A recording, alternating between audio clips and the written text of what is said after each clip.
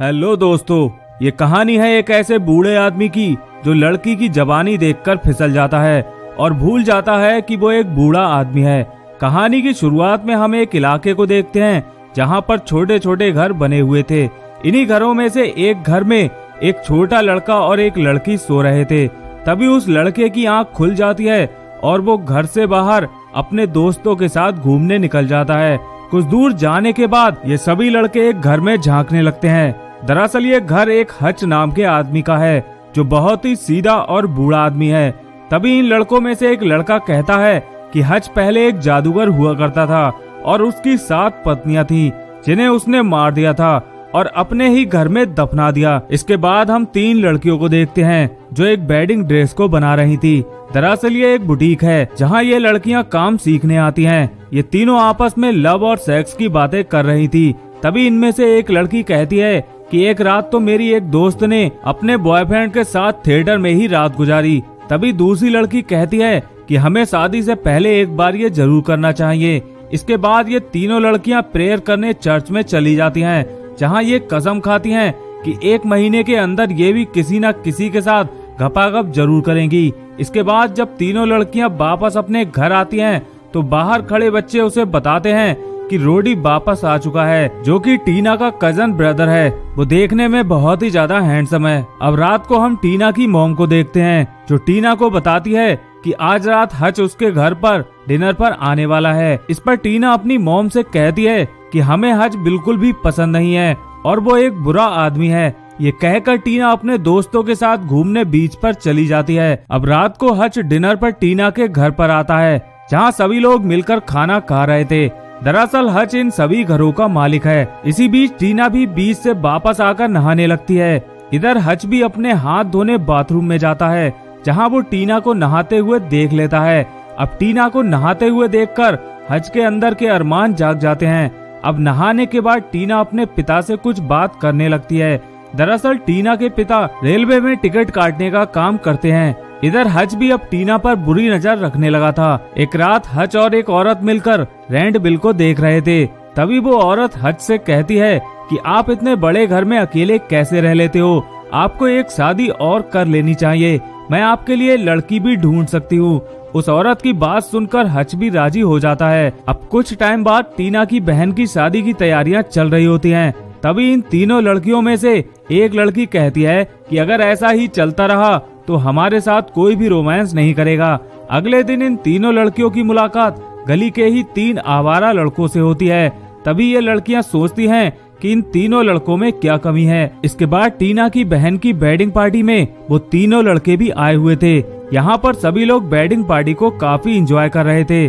तभी तीनों लड़कियां अपनी अपनी पसंद के लड़के को लेकर एक सीक्रेट रूम में चली जाती हैं ताकि वो इनके साथ घपाघप कर सकें। उधर हच भी सिर्फ टीना को ही ढूंढ रहा था क्योंकि उसके अंदर भी सिर्फ वासना भरी थी। अब कुछ टाइम बाद हच उन तीनों लड़कियों के पिता को लेकर उसी सीक्रेट रूम में पहुंच जाता है जहां पर वो लड़के लड़कियां घपाघप सीन कर रहे थे। वो तीनों लड़के इन लोगों को देखकर वहां से तुरंत भाग जाते हैं। इन लड़कियों के फादर इस बात से बहुत नाराज थे और उन लोगों को बहुत ही ज्यादा बुरा भला कहते हैं। यहाँ तक कि इन तीनों लड़कियों के फादर आपस में भी दोस्ती नहीं रखना चाहते थे। इसके बाद हम देखते हैं कि वो तीनों लड़के एक बंद पड़े कारखाने में जाकर छिप जाते हैं। वहाँ पर उनका एक दोस्त आता है और वो उन्हें बताता है कि वो लोग तुम्हें हर जगह पर ढूंढ रहे हैं। अब कुछ दिनों बाद हम उन तीनों लड़कियों को देखते हैं जो घर पर पड़े पड़े बोर हो रही थी क्योंकि उनके पिता ने उन्हें बाहर जाने से मना कर दिया था। अगले दिन हच टीना के घर पर आता है। उस दिन टीना के माता पिता घर पर नहीं थे। हच वहाँ पड़े टीना के छोटे कपड़ों को देखने लगता है। तभी अचानक से उसकी नजर टीना पर पड़ती है जो घर की साफ सफाई कर रही थी।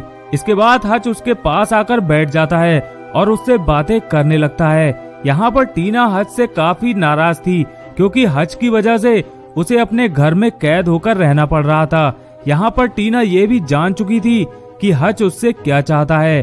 टीना हच से कहती है कि अगर तुम मेरे पिता से कहकर मेरी सिलाई क्लास फिर से शुरू करवा दोगे तो वो उसके सभी अरमान पूरे कर देगी। ये सुनकर हच उसकी बात मान जाता है।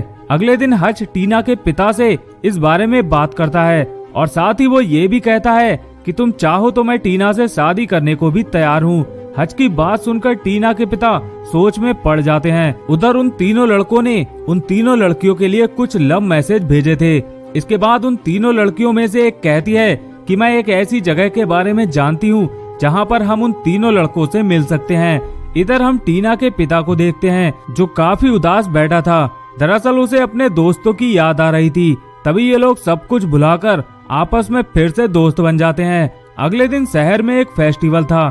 इसी दौरान वो तीनों लड़कियां अपने बॉयफ्रेंड से मिलने का प्लान बनाती हैं। इधर हज टीना के घर पर जाता है मगर उसे वहाँ पर टीना नहीं मिलती। उसे वहाँ टीना का बनाया प्लान मिलता है। उसे देखकर हज सब कुछ समझ जाता है। हज वो लेटर लेकर टीना के पिता के पास जाता है और उसे इस बारे में बताता है, मगर टीना का पिता हज को ही बुरा भला कहने लगता है। साथ ही वो ये भी कहता है कि इस बुढ़े आदमी ने मेरी बेटी का हाथ भी मुझसे मांगा था। अब कुछ देर बहस होने के बाद वो सभी उस लेटर वाली जगह पर जाते हैं, मगर उनके वहाँ पहुँचने से पहले ही उन लड़कियों का काम पूरा हो चुका था। तभी एक आदमी उन्हें बताता है कि उन लड़कियों के पिता और बाकी लोग सभी इधर आ रहे हैं। जब वो सभी लोग उसी जगह पहुँचते हैं तो वहाँ उन्हें कुछ भी नहीं मिलता। इसके बाद वो वापस आते हैं तो देखते हैं कि उनकी बेटियां चर्च में प्रे कर रही थी। ये देखकर उनके पिता काफी खुश होते हैं। इधर हज गुस्से में आकर सभी लोगों को घर से बाहर निकाल देता है। अब इस बात से दुखी टीना एक फैसला करती है और वो खुद को एक सफेद कपड़े में ढक लेती है और हज के घर पर जाती है। हज उससे पूछता है कि आखिर तुम यहाँ पर क्यों आई हो। टीना कहती है कि तुम्हें मेरे साथ जो कुछ करना है कर सकते हो, मगर हमारे घर हमें वापस कर दो। इसके बाद वो सफेद कपड़े को अपने ऊपर से हटा देती है। अब कपड़ा हटते ही वो टीना की खूबसूरती देखकर चौंक जाता है और उसे घूरता रहता है। इसी दौरान वो घूरते घूरते जमीन पर गिर जाता है। यहाँ हमें ये पता चलता है कि हज का दिल रुकने की वजह से उसकी मौत हो गई। हज के मरने के बाद सभी को फायदा होता है क्योंकि अब उनके घर उन्हें वापस मिल चुके थे और उनके ऊपर कोई भी मालिक नहीं था। और इस तरह से ये कहानी यहीं पर खत्म हो जाती है। तो दोस्तों जाते जाते वीडियो को लाइक कर देना और हाँ, चैनल को सब्सक्राइब करना मत भूलना। मिलते हैं नेक्स्ट वीडियो में। धन्यवाद।